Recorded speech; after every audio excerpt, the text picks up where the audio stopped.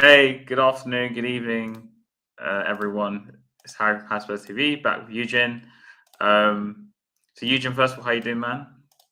Yeah, I'm doing well, doing well. Just shifted, reset my usual studio kind of scenario. So now just trying to get things in order. Try to take away the green screen, put more Spurs things up there. Sooner or later, I'm going to get the medal up there and most probably put up a trophy too, right? So I've got a cabinet behind me, as you can see, right? I got a trophy cabinet now here, right? So yeah, let's hope we can put more trophies there. Right. Yeah, but so as you guys might know, me and Eugene haven't spoken since Levy's gone. So, first of all, I want to ask you, where were you, and how did you feel when it happened? If I'm not mistaken, Mr. Daniel Levy has been gone for about 2 weeks now, if I'm not mistaken, Hmm. right? Or maybe 3 weeks. Who cares? He's gone. He's gone. Right. When the news broke, I just finished work. I got home. I was sitting down in front of my my studio table and all that. And all of a sudden, all social media was going crazy, pinging, pinging, pinging. Right. So, yep. At first, I thought it was a fucking April's Fool's joke, but it turned out it wasn't April. Yeah, we won past April. So yeah, and then I had to make sure it's real, it wasn't fake. So I had to look into all the big, ITKs and all that. Yep, and it all came out. And the best part in the end, it was the club that actually came up with the statement, right? So yeah, so and after that, of course, I had to sit back, take it in, right? And then of course the whole Spursdom and the meltdown, right? A lot of talk about this and that, but all I could say is that, right? A lot of people said the protest didn't work. I said, of course the protest worked, right, guys? Right? If not, Levy would still be here, right? No matter what, the protest must have hit a nerve, right? So the Lewises had to step in, right? And he had to step aside, or maybe there were so many scenarios going on, people going to buy the club, blah, blah, blah. Or maybe the Lewises were about to pump in another 100 million and they wanted Levy to put in his share of the money and he couldn't come up with the money. So told him to step aside, right? And or it could be maybe that the whole Spurs fan base went to meltdown where we were supposed to sign Eze within a week and we delayed and delayed and delayed. In the end, Havertz got injured and Arsenal came and swooped in for him.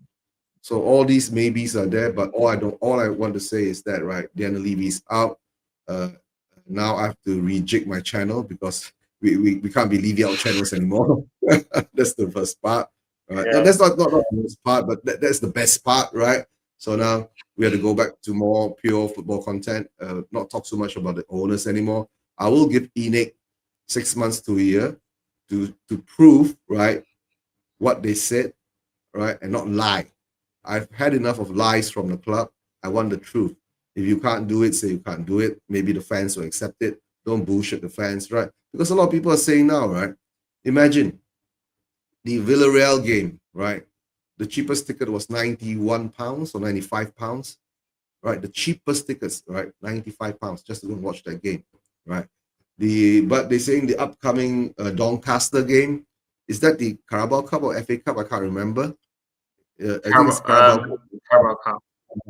The Yeah. Doncaster game, right? It's cheap because the tickets are going for £30 because Doncaster is like tier 15 or something like that in the ticket ratings, right? So even I was reading through my Spurs, the group chats and all that for Malaysian Spurs. We've got a few Malaysians who are actually based in London, so and season ticket holders and all that. They're saying even they've got that hospitality suite thing going on, right? And the tickets per head were cheap too. It's £60. Imagine that. And then you get food and you get drinks and all that comes along with it. See, so yeah, anybody who wants the hospitality suite thing, let me know. I'll try to hook you up with it. £60, guys. Cheap, Enjoy it now. But And doesn't then it of course, prove that the club can, the price of the season tickets can be less then if these games can be less? Does it mean the season ticket prices can go down? I can tell this In these ticketing prices and all that, right? It's now let's see what the Lewises will take into account, right? Because somehow or another they still will have to maintain a certain level of finance, right, to pay off the debt of the stadium and blah blah blah, right, and to buy and to have better players and all that. But the point is that Levy has finally left, right? And I was saying the protests on the street worked. The passive protests also worked because a lot of Spurs fans gave up their season tickets, right? A lot of Spurs fans boycotted in buying the merchandise from the store shops and all that. I have right? bought something from a Spurs shop since 2015, maybe. Yeah, and the best part is that, right? I can't afford to buy original Spurs merchandise. You get what I'm saying, right? You're talking if it's like in the hundreds of pounds and all, £100 and all that. That's about 400 ringgit. £100 for a shirt now. It's £100 for a shirt. That's like 10% of my salary. Yes, so can't afford to do that. So So you're talking about that's the only things that since Levy's gone, I've decided to buy a replica home kit for this season. I already have a replica of the away one. I like the away one. The away one looks cool. Should get a few more, right? But you can't be wearing all black all the way, right? So yeah, that's it. All I can say to all you guys, right? The protest work. It doesn't matter whether it was an active protest, physical protest, passive protest, Malaysian protest, Asian protest, right? Protest along shows. That's all gone now. Now Levy has finally left. I'm going to give Enoch a chance to prove their word, right? What Vivian Lewis and Charlie Lewis are doing, and of course his son-in-law, I can't even pronounce his name, Nicholas something, right? Or Nicole something, whatever, right? So hopefully we'll actually move on from there and improve and bring up the levels of our squad. I'm going to say this, right? The last two signings of the window, I think that had nothing to do with Levy. Maybe he was already put aside after the Eze deal, right? And the rest of them got tired of all the BS that was going on. So it's a good thing he's gone. Most important thing, he's gone. Right now, all you're going to focus is on the football, right? I'm going to talk about football soon later, right? Because to tell the truth, I'm going to give you guys another bollocking. Simple as that. To all the fans out there, I'm going to remind you of something that you guys said last time. I'm not talking about Harry, but the thing with me is like I was as surprised as you that he left, because even though there was rumors that he might leave, because remember Lee McQueen from Last Word on Spurs said something about it. I don't even remember, but and it wasn't obviously Donna Cullen left. But Donna Cullen leaving was part of her contract ending. She was already going to leave, right? And so it had nothing to do with this. But of course, with the Levy out, voice getting louder and louder, I think Donna Cullen had a lot of pressure on her to try to maintain the PR positivity, right? Because the protest, we've been doing this for 5 years nearly, right? 4.5, 5 years. The protest was the biggest protest we had were about 200 people out there, right? It wasn't organized and all that. And I got to give kudos to Change for Tottenham, right? They came in, they organized everything, they did everything properly. They brought out 2,000 to 3,000 people for at least 2 protesters, right? But when things got better, like all Spurs fans, what they do is most of them are sitting on the fence. They always jump back onto the other side. So after when we reached the semi-finals of the Europa League Cup, right, the protest just died down, right? Even they had the protest.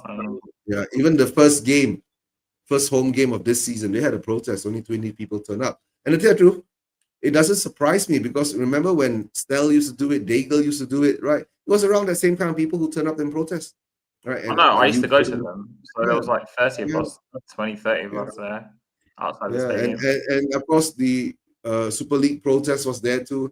That turned out to be a bit of debacle, because people were it was because of COVID being lifted. It turned out to be more of a party at Spurs than a protest, right? So people getting drunk on the streets and all that. These people have been locked up for so long, right? But of course, you compare the Super League. 2021? Do you mean that one, the 2021, or the Super League one? Because I went to one. Oh, Super League one. Because I didn't go to that one. I went to the other one. Yeah.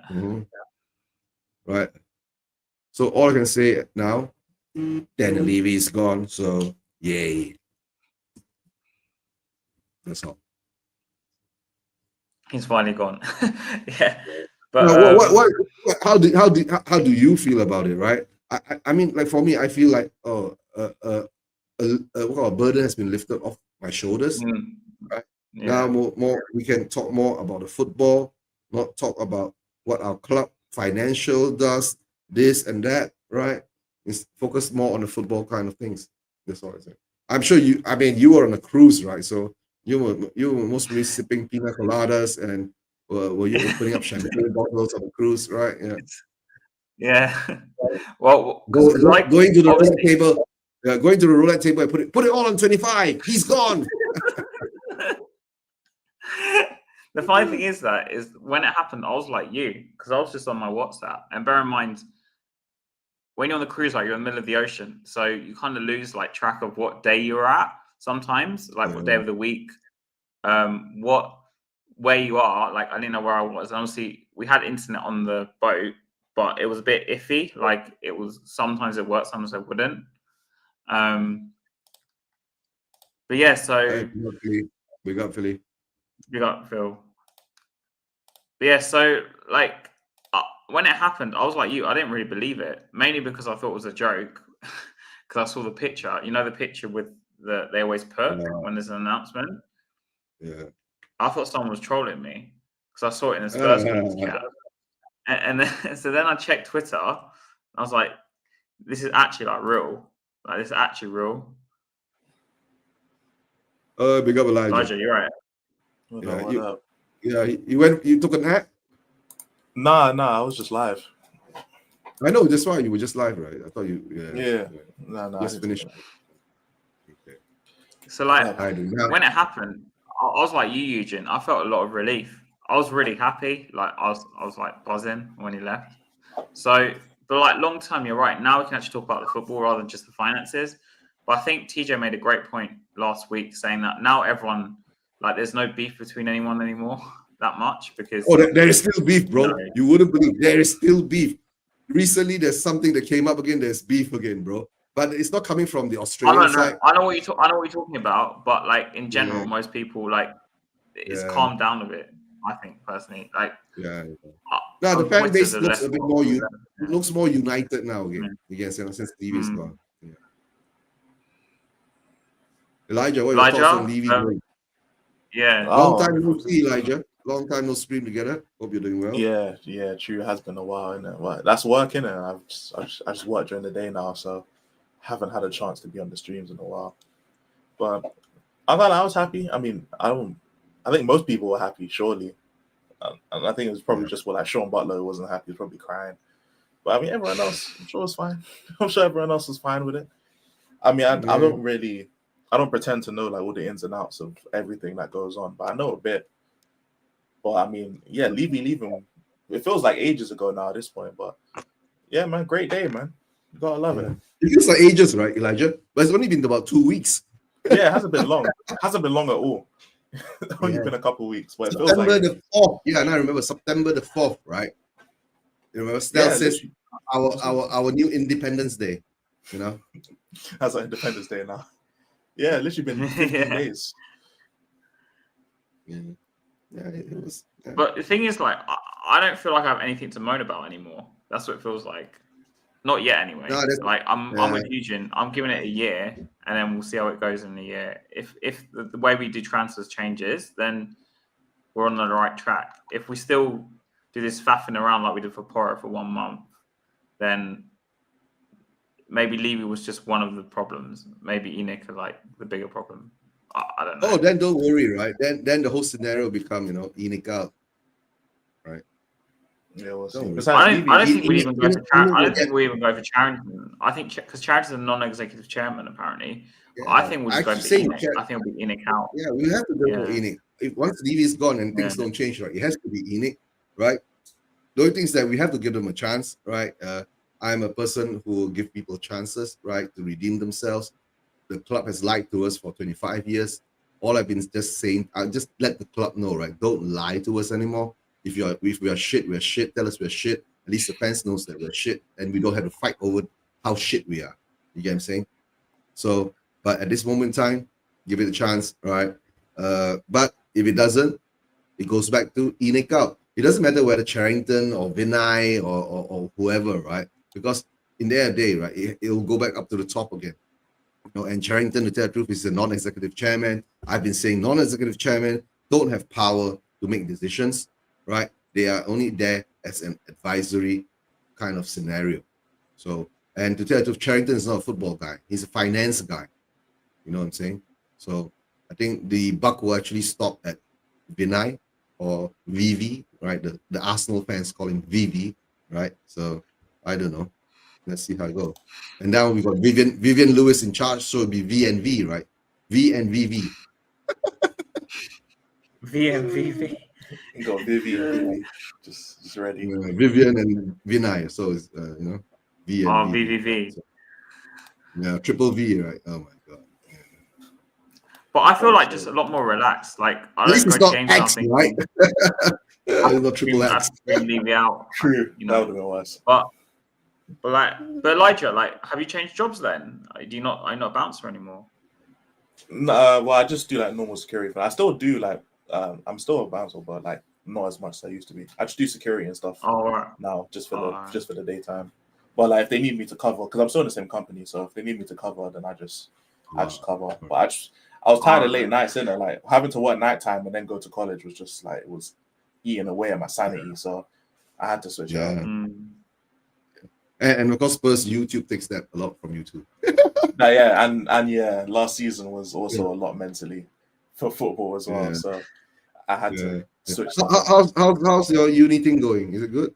You finished? It's good, man. It's good. I passed my course last year, so I'm doing like a small little like add-on thing that I have to do because unless I have this qualification I'm doing now, I can't. The rest of it's useless. So I basically have to get like a bunch of things and like put it all together, and then I have what I need. So, but I've passed all my other stuff. So that's good. That's good. Yeah. Moving on, young man. Right. That's why we need Elijah to be the next billionaire to buy over Spurs, right? So guys. Yeah. So Eugene, did you do a watch along for the game against Villarreal? Or? Yeah. Of course, I do watch along for most of the games, right? So that's what I do most of the time because I don't have much time to do all these preview and review shows anymore. But I'll try to do something. Since I've moved, I try to set my time right. Returning back to the Champions League. Yep. Yo, big up, guy. Hope you're doing well. Going back to Champions League, right? It was nice to hear the music, right? And of course, coming to it, the game was the game. Right? We won the game, but we'll go into the game later. Yeah. Game was Elijah, how about you? What do you feel about it? About the game itself? No, the return. Just returning. I mean, yeah, it was nice. To be fair, it was nice. I've grown up at Tottenham being in the Champions League, so the few years we spent out of it was kind of weird to me, especially the year we didn't have in Europe at all. So I'm glad to kind of be back in familiar spots now. I just hope we can maintain it, because I don't mind dropping back to the Europa League for a year because of the strength of the Prem, but I ultimately want to be in the Champs every year. That's why I want to be in it. So yeah, it's nice to be back. I don't really care about the music too much, but just the whole football side of it. I just want to be able to have the opportunity to win the Champs in it. So I'm glad we're back. Yeah. And to say that, right, the Tifo was brilliant, right? So not like the stupid Arsenal curtain that they had, right? Yeah, it's better than Arsenal shower curtain. Yeah. Yeah, shower curtain. They should put that in Old Trafford when the waterfall is coming down. Yeah. But like for me, Eugene, you remember this? I remember the first time, Elijah, we made the Champions League back in 2010. Like I remember I was 18. That was mad. But now we've been in it so many times that it's kind of weird. Like I kind of see where you're coming from. Like it's weird not being in it because Poch took us back and we were in it so consistently under Poch. I think we only spent maybe 1 year out of it under Poch, maybe. 1 year maybe. Yeah, it would have been 1 year. One of the earlier years. Yeah. And obviously we had the Jose thing, so we didn't make it that season. We took over, and then we got back in it because of Conte. Then we went out again. Like, but I can see what you mean. But like for me, the Champions League, like it's great being in it. Personally, I don't like the new format because I prefer the groups. But like, do you think we have any chance of winning it? I mean, there's a chance for anything to happen. There's a chance that I release a video tomorrow and it gets 100,000 views, and then I end up going Hollywood. No. Remember what I said on the chat, right? There's a chance for us to win in the quad. Yeah, there's a We're chance still for us in to win in the competition, quad. Yeah, we but haven't it's been still in knocked all out the the competition. carousel. Yeah, Yeah, I mean, Man United can't even win a treble right now. You know, like, and it's September. They already can't win the treble, so we're luckier than most teams. Man United winning the treble, they can't even win the double or the single. Well, they have zero chance of winning a treble because they lost to Grimsby, so we can laugh at them for as long as we can. But I mean, we could win a treble because, like, it's a cup competition, so I know you can potentially dodge teams depending on your seeding and how lucky you get and stuff like that. So of course you can do anything, but at the end of the day, you're gonna have to end up beating at least 2 or 3 very good teams, whether it's in the group stages or the knockout stages. So you can only dodge competition for so long in the champs. But I mean, by the time we end up, let's say we got to the round of 16 and stuff like that, most of that's going to be happening next year. So we would have had January to potentially strengthen the squad anyway. So Yeah, that's true. This squad as it isn't going to be the squad that will play in the final. Even if you have Madison or Kulusevski come, maybe not Madison, but even if you have Kulusevski come back and he's trying to play into fitness, that's at least one more player that you'll have, even if you don't make any January signings. So, can we win it? Of course, we can win it. We're not going to, but at least we can. I believe we will qualify for the knockout stages, though. Yeah. No, that what you say is correct, right, Elijah? For me, that at this moment, right, the most important focus is actually getting past the group stages. You know, the league stages or whatever you call it nowadays, right? So that's the most important thing. If we get past it, it's the league stages and all that. So if we get past that, then like you said, right, when you go into the knockout rounds, right, like what we did in the Europa League, you can't say, who you draw. But once you reach I think round of 16, maybe we can scrape through if we get a lucky draw, right? But once you reach the quarterfinals, then you're coming down to about 8 teams, right? When you have about 8 teams left, you're talking about, you will have to knock into one of the Real Madrids or Bayern Munich, one of the Inter Milans, one of the bigger teams there. So let's see how that goes. Right? But like you said again, if we progress well into the Champions League, and the January transfer window comes along, and the owners promise what they've said they will do, right? Maybe we'll get a couple of really talented, good players to come in January and bolster our squad. Because by the time comes, right? Because don't forget, guys, next year is the World Cup year. A lot of the upper echelon players, right, who have the talent and who have the skill to be at the higher level, don't get enough game time, right? They will be looking to go to other clubs to find game time, right? To prove to their, a country manager that they are worthy of a pick for the World Cup if they qualify for it. That's the thing too. Yep. Yeah, I'm looking forward to that too. But because obviously the fixtures we got are actually quite decent. Like apart from PSG away, I mean, we actually got a favourable draw. So do you think we're going to finish in the top 8, Elijah? Then? Yeah, we're going to be like around between 5th and 8th. You think? You believe that? No, but the thing I was looking at, when the draw came out, right? I did this, let's say, pre-prediction and all that. You get what I'm saying? I was thinking we will be getting around maybe 15 or 16 points, right? So if you get 15 or 16 points, right, in this league scenario, it will put you in the top 8 in the automatic qualifying for the Champions League. You see? No, top 8 is the seedings, right? So I'm not mistaken. Top 8 is the seedings. Then the 16 comes along or something. Yeah, top 8 is the automatic qualifiers, and then there's a bunch of playoff teams, and then there's the bottom 8, I think, or something like that, who don't qualify at all.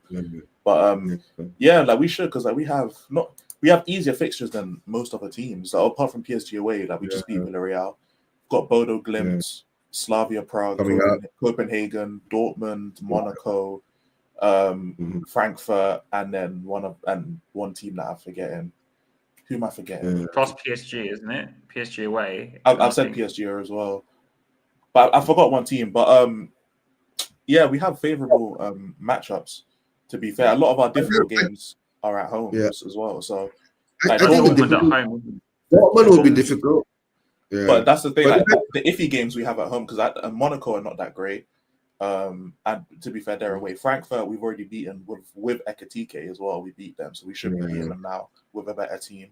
Bodo Glimt, we beat them already.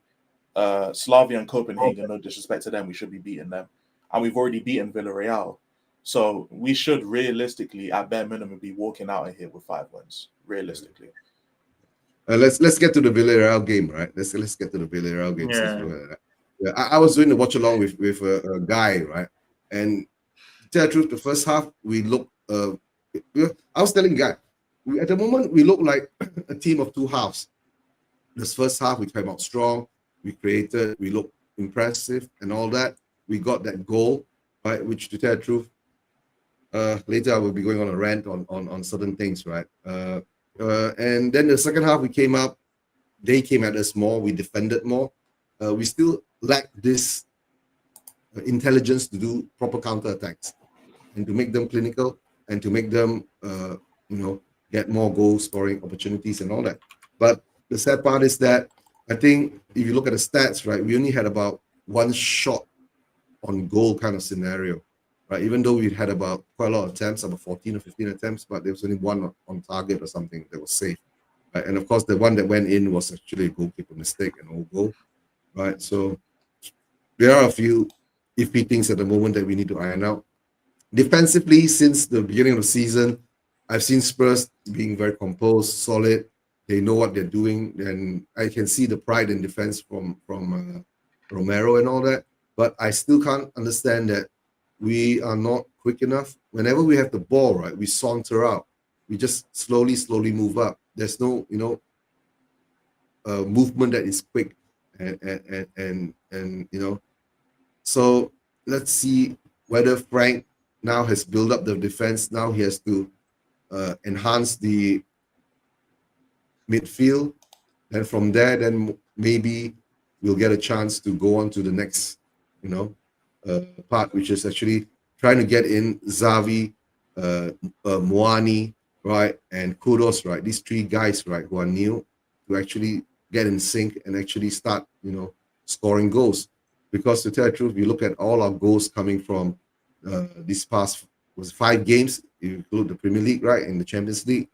I don't think, apart from Richarlison and Brendan Johnson scoring 3, the rest of the goals have all come from our midfield and defenders.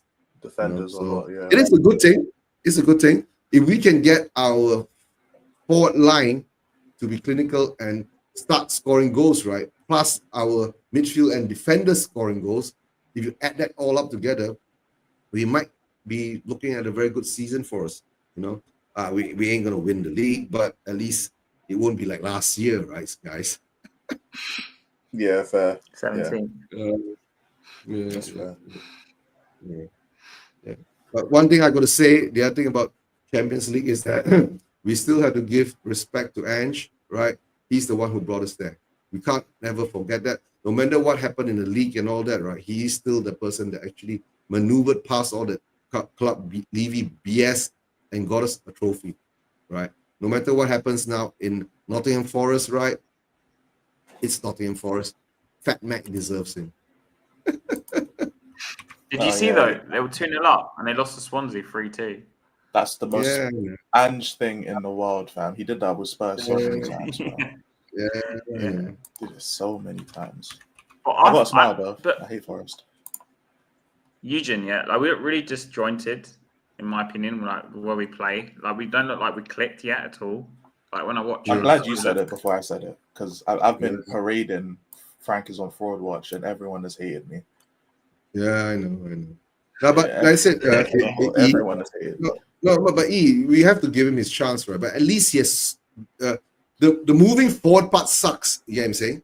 We look lost and we don't know what to do with the ball most of the time, right? And the second half of the Villarreal game, right? There was one part of the game, right? We gave the ball away 5 times back and forth, and that gives me PTSD. Remember, it reminded me of Ange ball. Remember, that's what Ange used to do. I'm glad you said it, because I've noticed that because people like Frank, they're willing to overlook the signs of that was very It looked a lot like Angeball at certain times, bro. And I saw. It did. I've noticed. Yeah. I've noticed that people have not really Ivy- criticized Frank like that Yeah. when they were very heavily criticizing Ange. I just want people to keep the same energy. But Yeah. I No, think the difference is though, I keep saying it, right? When I do my watch along, I when gave that happened, Ange, right? I say gave Ange a year of grace, but last season Yeah. I was ripping into him because he didn't change his tactics at all, really. Apart from when in the Europa League when he decided to put 10 men behind the ball. But like, which I hear it. in the I league, understand this. Yeah, I understand this Ange PTSD, you know, but it's like this. You know what it is, right? Because people, in fact, you know, did any of you see my match reaction to the Villarreal game? I saw a bit of It's it. all right. Man. It's all right if you didn't. It's nice because I just want to show something that I showed during the cool. watch along.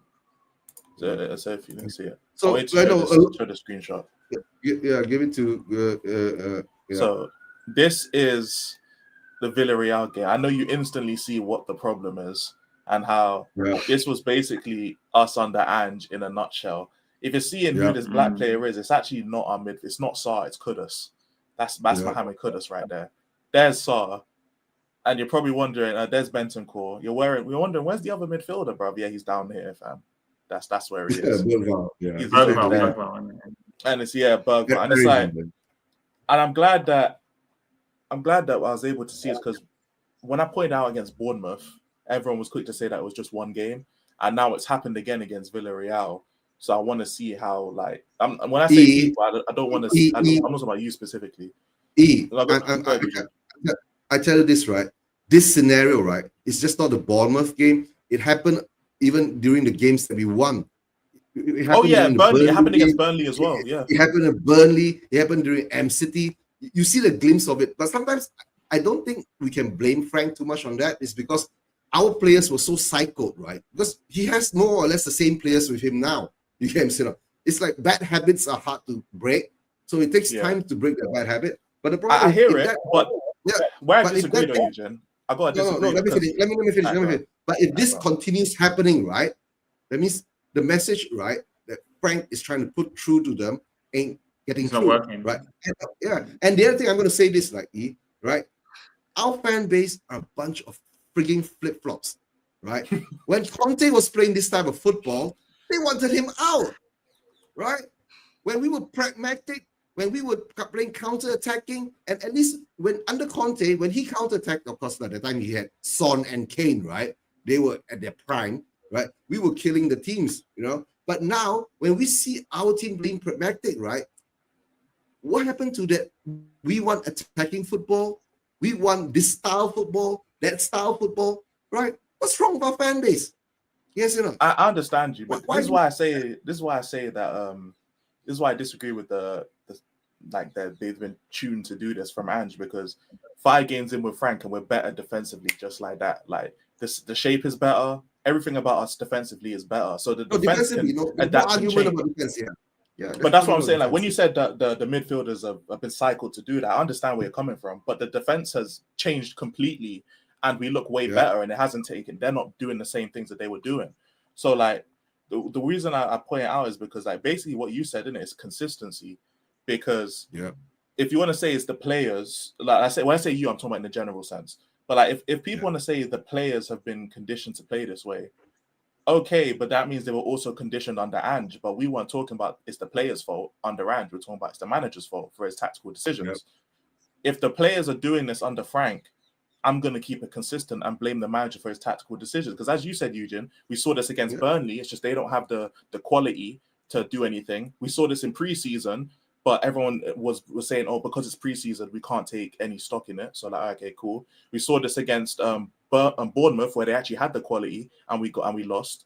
And we've seen against Villarreal now. So like, this is something that's reoccurring. Whenever we set up and we get intensely pressed, we lose the ball all the time. We don't look confident. That's why when you said, Eugene, that's why I love that you went first. When you said it's a game of 2 halves, the reason why it was that way is because Villarreal, they didn't press that heavily in the first half. They were not that they were scared, but they were just waiting to see how we play. And obviously they got an unlucky own goal.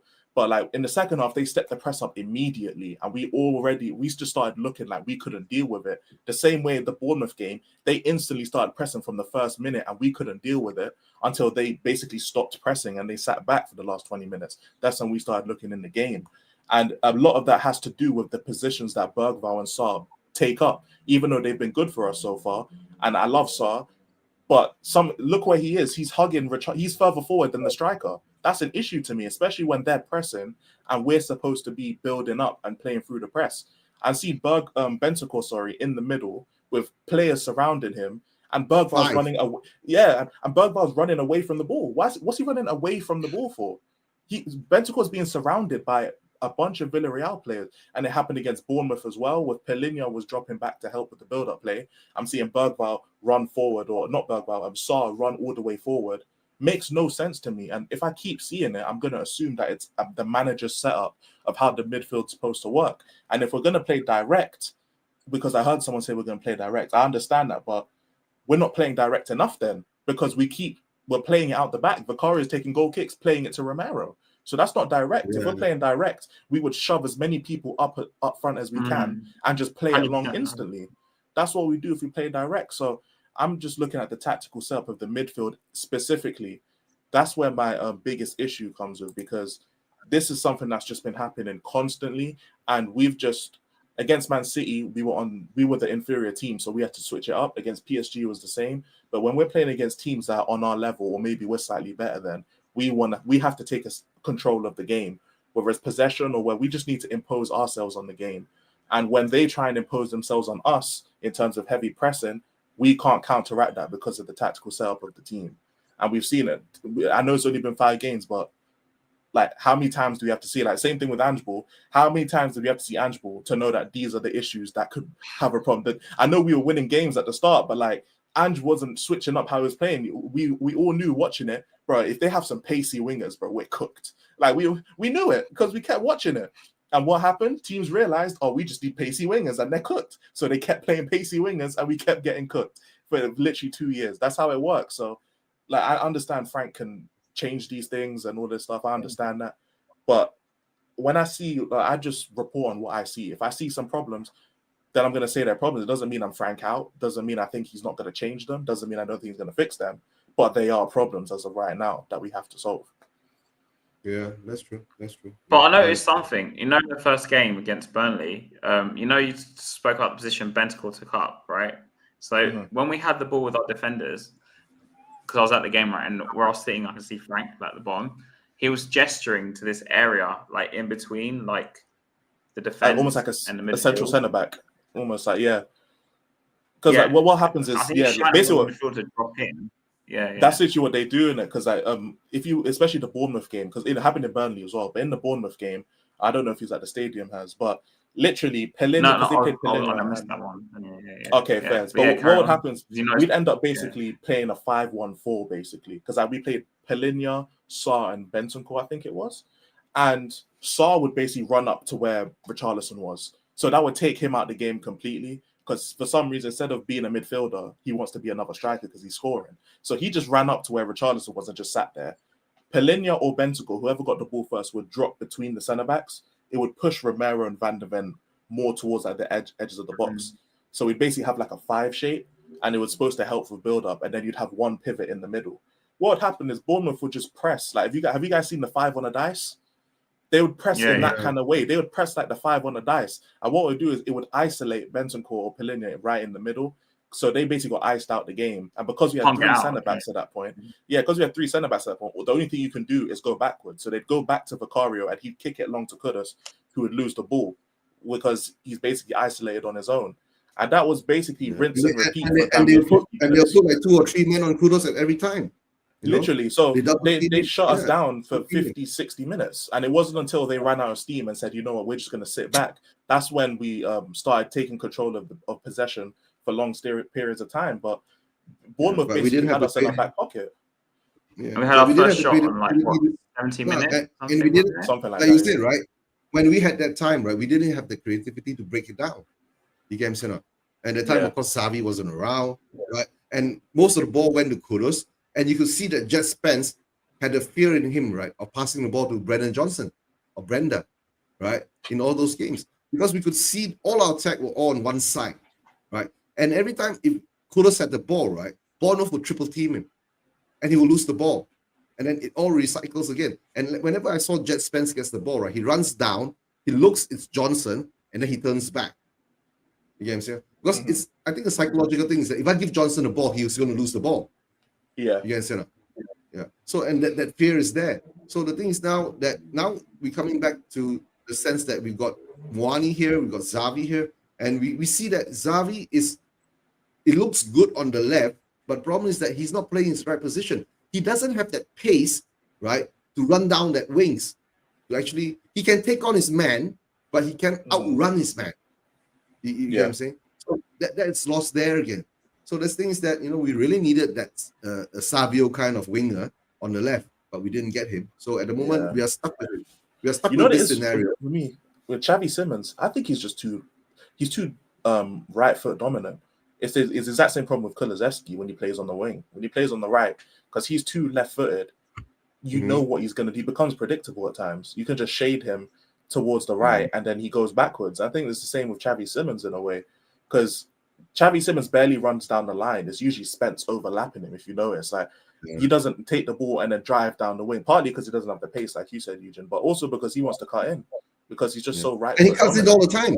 Yeah, he always he reminds me of Son, when Son was playing like Son, Yeah, but at least Son had a killer left foot as well. That's it. So Son could go down the wing as well. But like Xavi Simons is just so right-footed. It's not he needs to cut in to try to shoot or something like that, right? But the thing is that if it works right, at least we can control this scenario until January comes along and actually get a proper left winger. And then let's see what we can do with Xavi in the middle, right? Play him as an attacking midfielder, creative midfielder, right? With either Sarr and Paulinho as a holding. You get what I'm saying? So only thing is that the problem, I think, and also during the Villarreal game, Jet looks a bit leggy. I think maybe games are coming too fast for him now. He's been playing a lot of games since last season until now. Maybe he's been overused, right?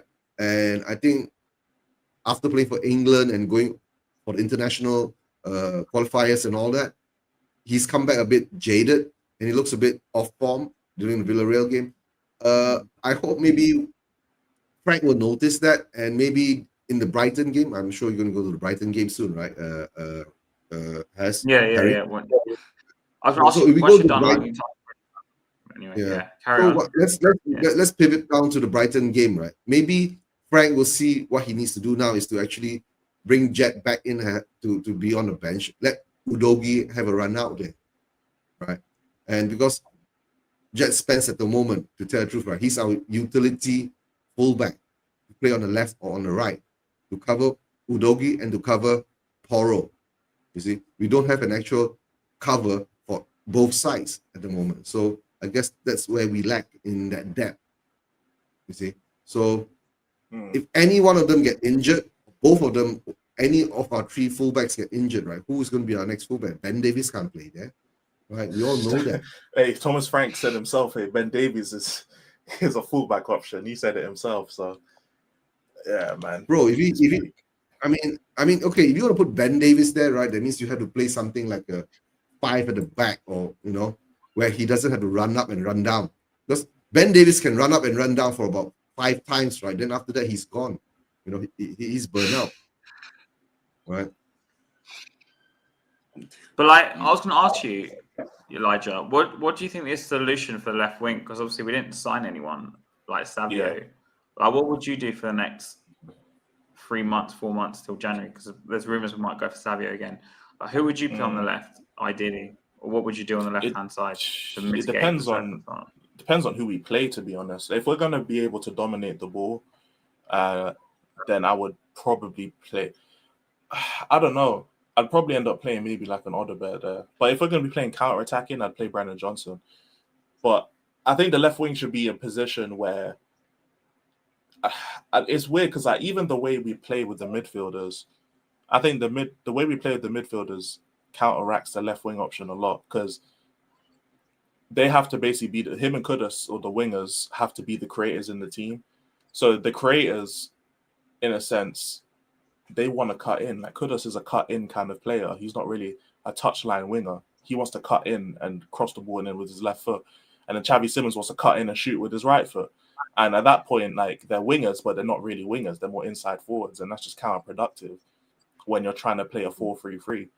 So like, me personally, I think even though Odebear's right-footed, he's more of a touchline winger in terms of just play style than everyone else. Well, I don't think he's good enough to do it all the time. I think he'll be good in spurts, but I think in terms of even the Prem, like, I don't know. You see, the problem with our left wing now, right? We've got Brenda and Odebear. Odebear looks better than Brenda, but the problem is that both of them still can't cross the ball. You know, they don't have that precise crossing of the ball. See, when you have your left winger running in like that, right? You need a left winger like who can actually pinpoint and pick up a person coming in. You get what I'm saying? And a lot of times I see us, right? They run down the left. Like I said, it's PTSD of Ange Ball again. The wingers are all the way down, right? There's nobody following up in the middle. You know, then it becomes redundant. That's the problem. That's the problem right there. Because I would want the 10 to be basically, as you said, you want someone coming into the box like a shadow striker. Like, that's what I want the 10 to be. Like Xavi. That's what I want Xavi to do. You get what I'm saying? Yeah, like right? Even Xavi if pick up something like that, because I feel like our 10, whoever plays as the 10 for us, is always like, you can't make shadow striker runs if you're ahead of the striker. Like, that makes no sense. So if you'd want, for whatever attention Richarlison gives, I guess, you'd obviously want him up top to like basically take up the attention. And because we don't have a proper number 10 and Xavi Simons is going to be used on the left, I guess, if let's say Xavi Simons is on the left and then Kudus is on the right, I'd want, if we have Sarr in the 10, I'd want Sarr to make those late runs into the box. If we're going to be a team that creates through our wingers, instead of Sarr just hugging Richarlison just because he's in form and he can score, I'd rather he makes a late run into the box, because then if anything, the ball's bounce around, you can just see Sarr run onto it just like that. But like, it's easier for teams to set up to defend you when you're already in the box. If you're running into the box, they don't know where you're running to because the ball hasn't come in yet. You could be running back post, near post. You could be going straight through but they don't know yet. That's the beauty. That's the beauty of a shadow striker. You can literally run into the box and see where the weak point is because you're running into the box. You're not in the box and you're looking around where I can go. You can just run into the danger area immediately. So that's what I want from our number 10 until we get someone. Do you think part of the problem is that Frank doesn't seem to want to drop either Bergvall or Sarr now? So like, that is a problem as well. He's just a nice man. He's just a nice guy. Into the middle. Yeah, he's just a very nice guy, man, and that's an issue. But he's a very nice guy. No, but it's a good thing to say that because that gives us a lot of options. Because at the midfield now, right, we've got Palhinha, Bentancur, Bergvall, and Sarr, right. So he has to make a choice of what he wants to do. Because if you're going to play with a 10, right, you have to take two of them and put a 10 there if you're going to play a 4-3-3, right? Unless he changes his formation to a 4-4-2. But the problem with 4-4-2 or 4-2-3-1 or 4-4-2, right?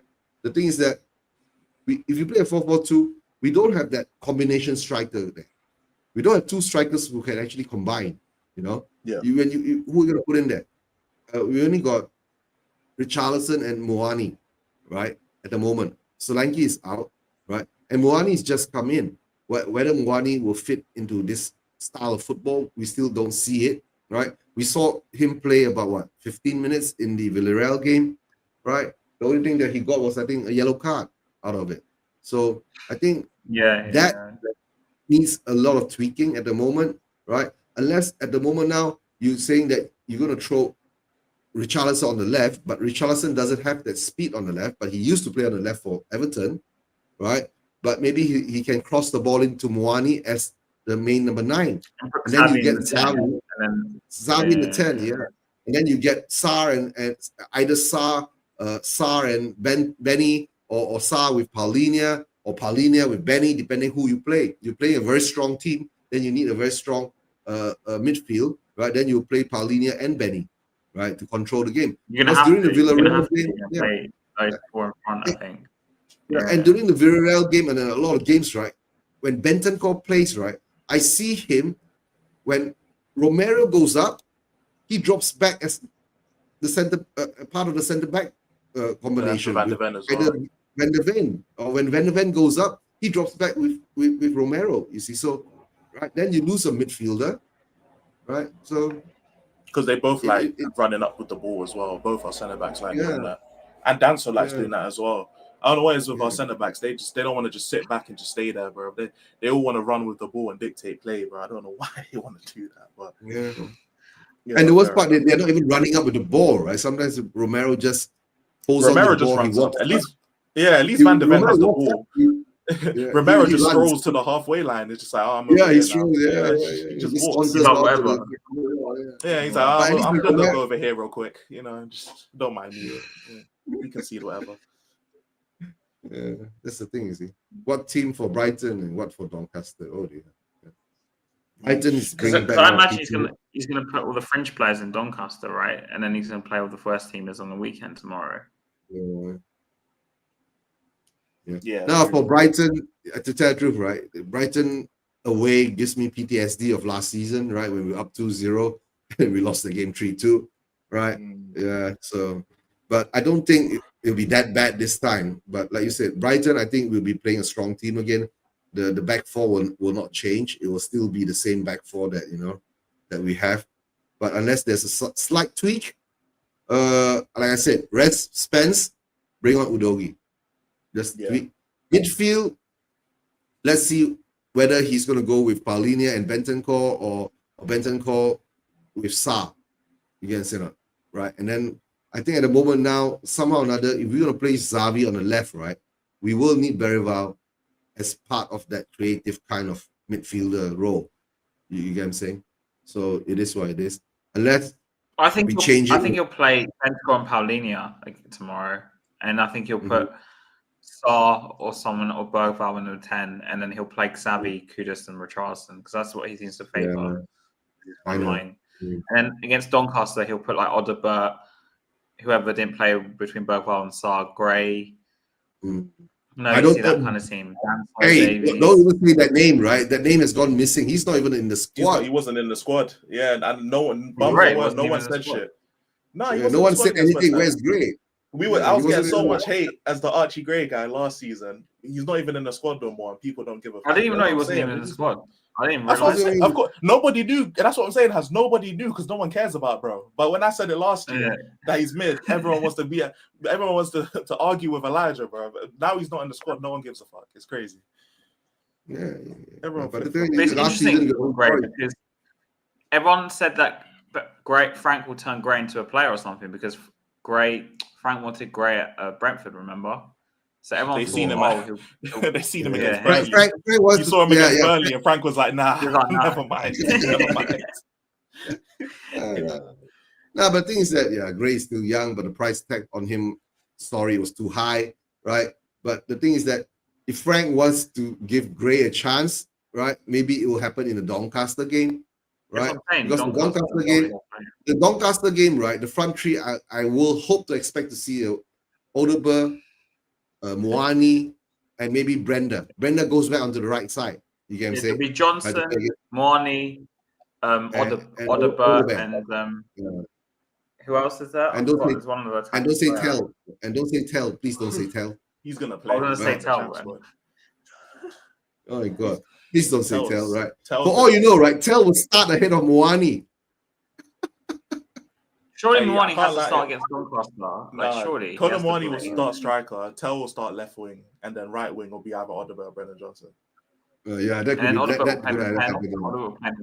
be it'll be Brendan Johnson and Odegaard plays in the Odegaard, Gray, and then probably maybe Benson might end up playing or some shit. I don't even know.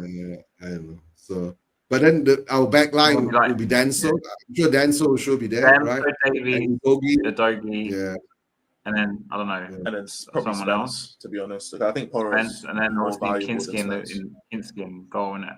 Oh my! If we play Kinski, we're gonna lose, bro. Oh jeez!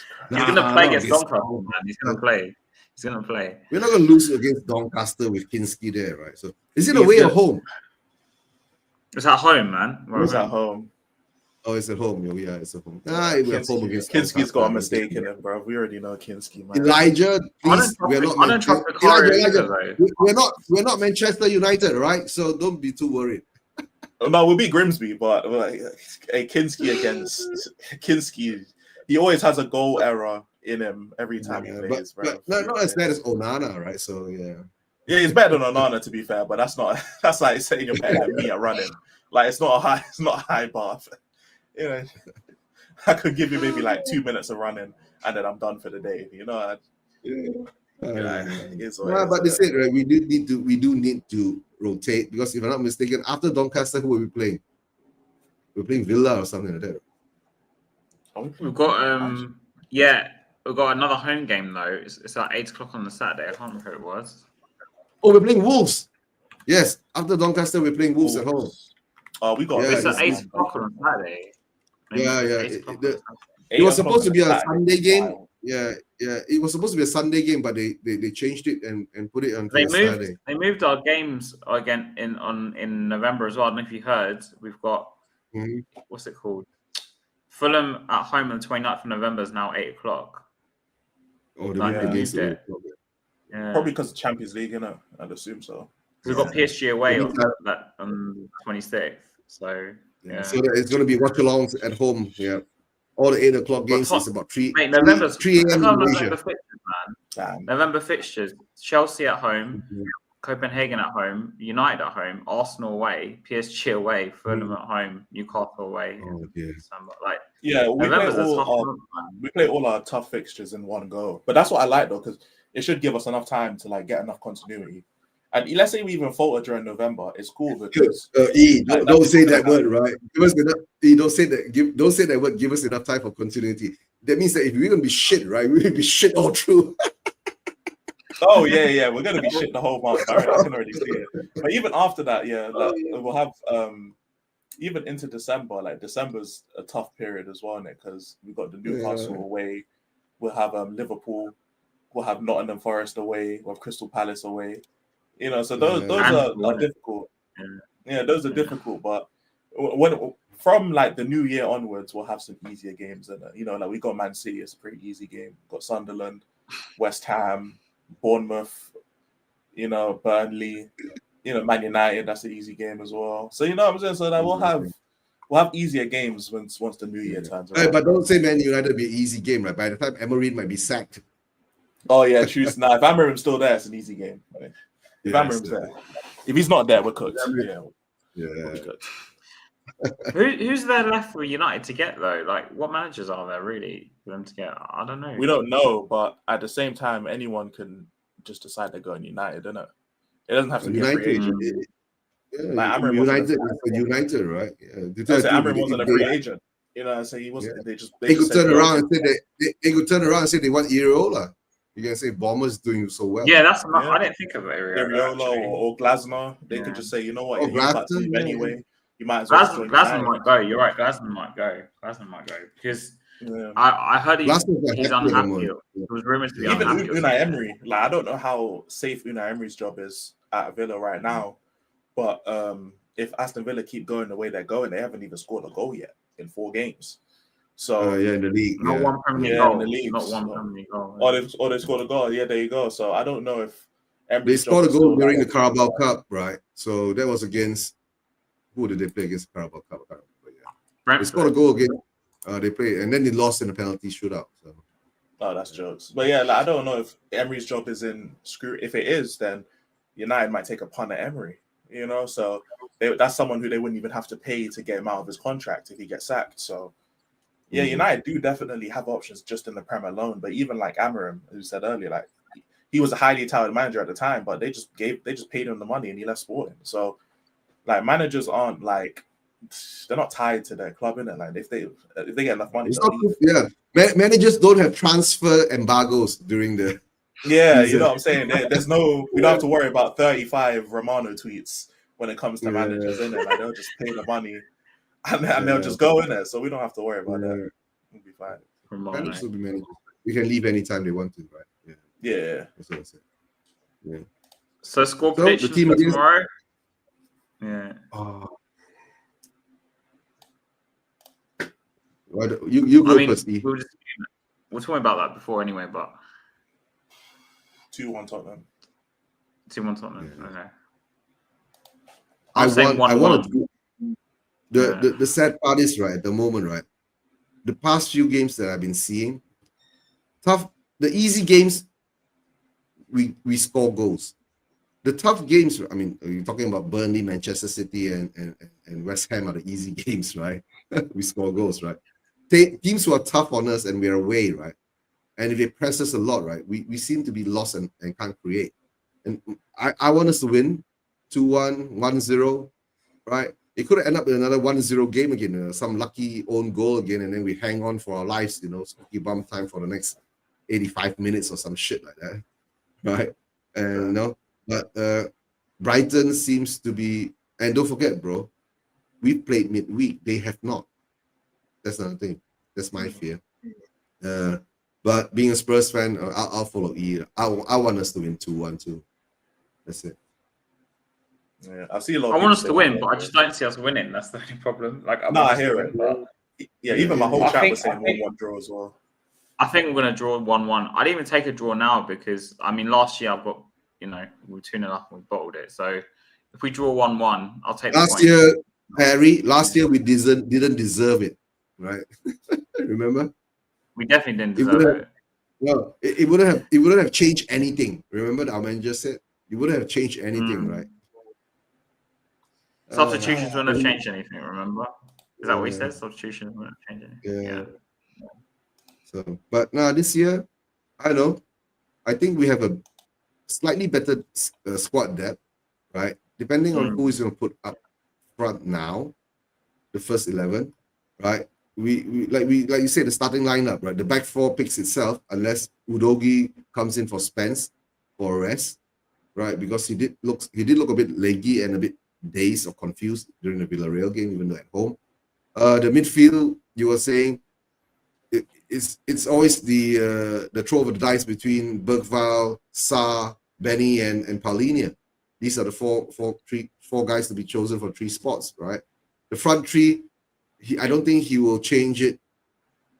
He ain't gonna risk putting Odebear or Brenda on the left or on the right, right? So Kudos will be on the right. Kudos is guaranteed on the right. That can't change. The middle part, do you see Moani coming for? Moani coming for Richarlison? I don't see him. He only played 10 minutes, 5 minutes the other day. Yeah, 10, 15 minutes or so. And then on the left is the biggest conundrum, right? Because we need Xavi more as a 10, but then at the moment now we don't have that left winger. We have to utilize him as well. So yeah, it is what it is. To be honest with you, I'd rather see Richarlison go on the left, Xavi go into the 10, and Moani go up front. But Moani's not played enough for me to see whether that would work. Like, he's not played enough. Yeah. But I think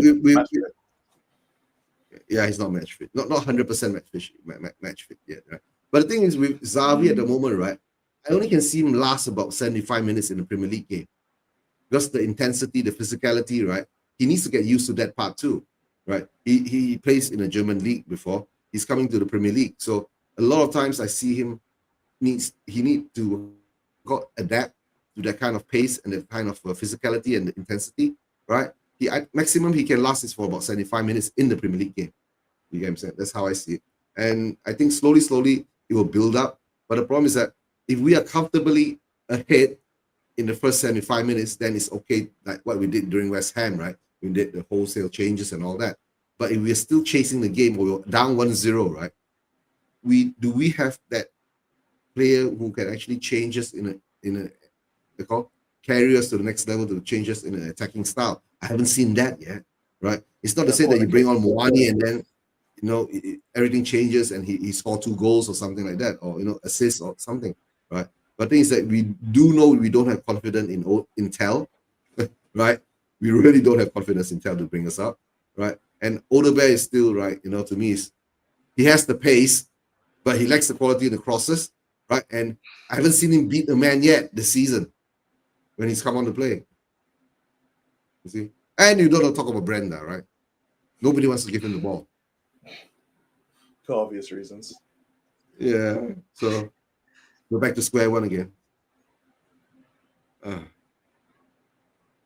Life has Spurs. I mean, we'll see what happens because he definitely will rest players against Doncaster. So I think he's just going to put whatever his strongest team he thinks is, and then Just change it. That's how I see it. No, but to tell the truth, right, it's just gone into the 5th game of the season. Are we overly harsh on him? Maybe, but it is what it is, right? We have to accept the fact. It's the fact that, he has to learn how to actually, do something about it. Yeah. Officially, I put in a vote of no confidence. Yeah. I.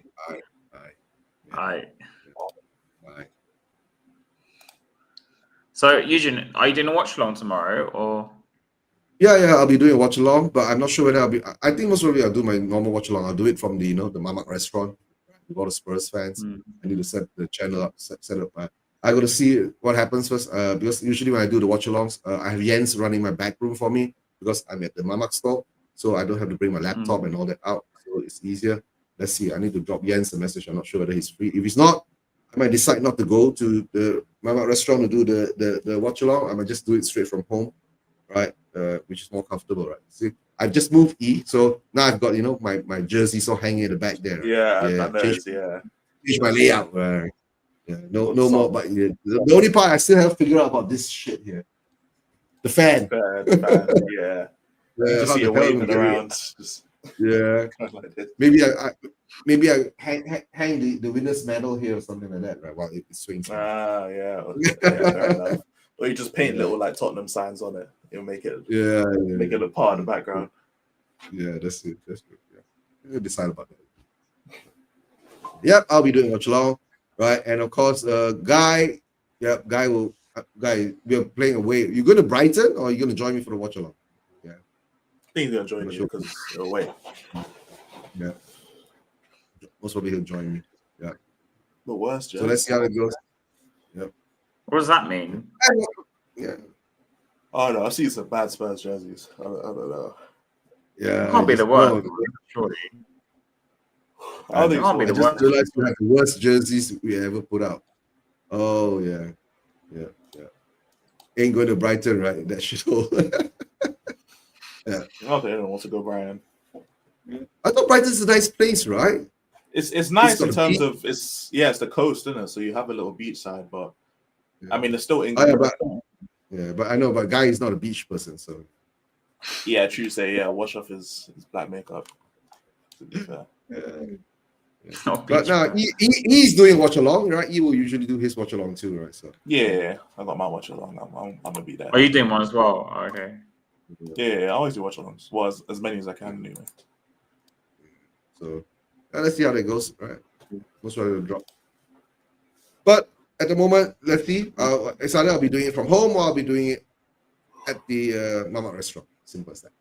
The watch along. Cool. Okay. Anyone else got anything else to say, or this is about it? Sure. There's nothing else to talk about really. Because normally we talk about Levy for like an hour, but yeah.